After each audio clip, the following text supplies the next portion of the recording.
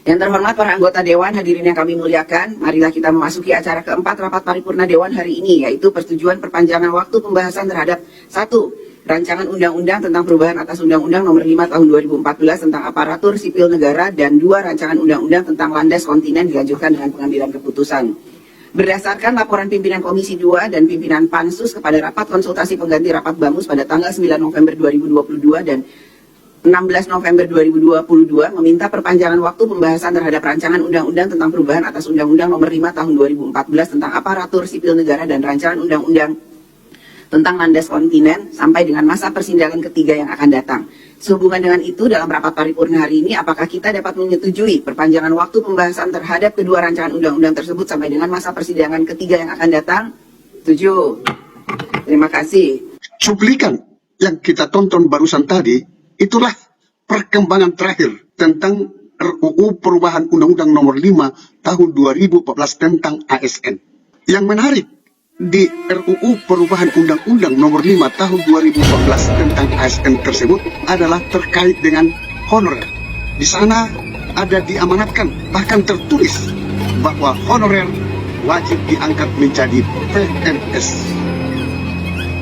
Rancangan Undang-Undang Perubahan Undang-Undang Nomor 5 Tahun 2014 tentang ASN ini sudah masuk di prolegnas tahun 2022. Artinya, tidak lama lagi ini akan disahkan menjadi undang-undang.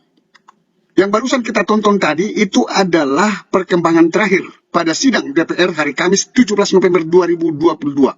Yang telah menyetujui perpanjangan waktu rancangan Undang-Undang Perubahan Undang-Undang Nomor 5 Tahun 2014 tentang ASN. Inilah rancangan undang-undang yang sedang dibahas oleh DPR RI tentang perubahan atas Undang-Undang Nomor 5 Tahun 2014 tentang Aparatur Sipil Negara. Ini saya upload dari laman resmi DPR RI. Artinya, inilah perkembangan terakhir. Yang menarik di rancangan undang-undang perubahan ini adalah di poin 34. Di sana dikatakan di antara pasal 131 dan 132 disisipkan satu pasal, yakni pasal 131A yang berbunyi sebagai berikut. Pasal 131A ayat 1, tenaga honorer, pegawai tidak tetap, pegawai non-PNS dan tenaga kontrak yang bekerja terus-menerus dan diangkat berdasarkan surat keputusan yang dikeluarkan sampai dengan 15 Januari 2014, wajib diangkat menjadi PNS secara langsung dengan memperhatikan batas usia pensiun, bagaimana dimaksud dalam pasal 90.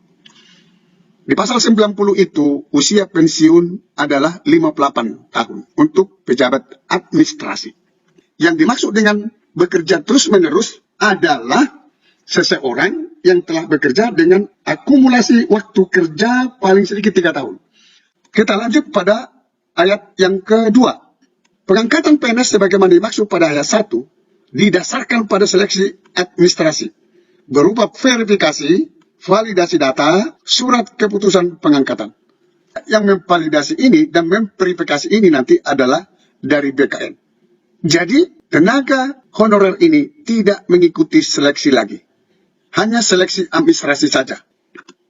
Ayat yang ketiga, pengangkatan PNS sebagaimana dimaksud pada ayat 1 dilakukan dengan memprioritaskan mereka yang memiliki masa kerja paling lama. Jadi orang yang bekerja paling lama dulu. Dan bekerja pada bidang fungsional, administrasi, pelayanan publik, antara lain pada bidang pendidikan, bidang kesehatan, penelitian, dan pertanian. Di bidang pendidikan itu guru, dosen, tata usaha sekolah, penjaga sekolah, dan tenaga kependidikan lainnya. Penjaga perpustakaan. Artinya, operator dapodik yang ada di sekolah sudah masuk di dalam rancangan undang-undang ini.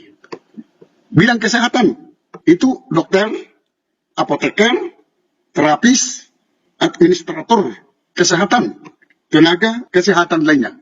Banyak di daftar rancangan undang-undang ini yang masuk di tenaga kesehatan.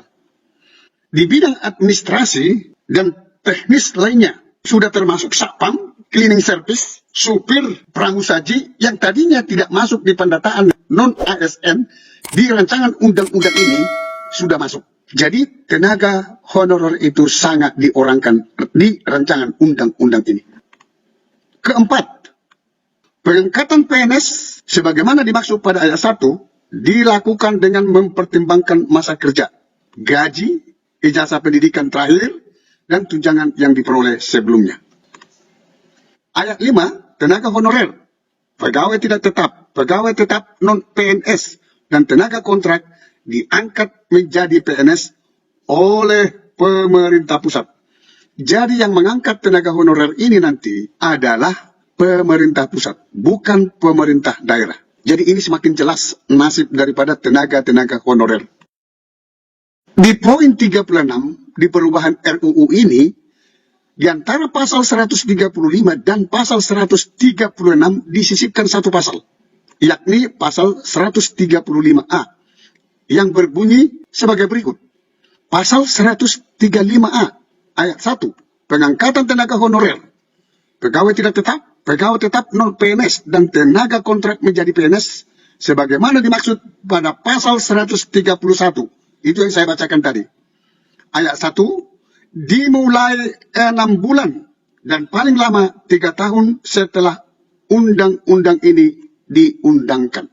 Nah, kalau sudah diundangkan RUU perubahan ini tahun 2022, maka 2023 bulan 6 atau bulan Juli itu sudah ada pengangkatan terhadap tenaga honorer. Dan paling lama 3 tahun sudah harus diselesaikan, sudah harus diangkat semua tenaga honorer.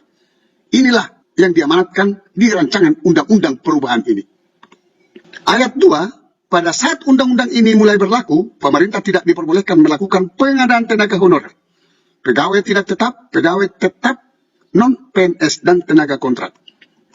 Jadi, saat undang-undang ini diberlakukan, tidak boleh lagi pemerintah pusat, pemerintah daerah untuk merekrut tenaga honorer.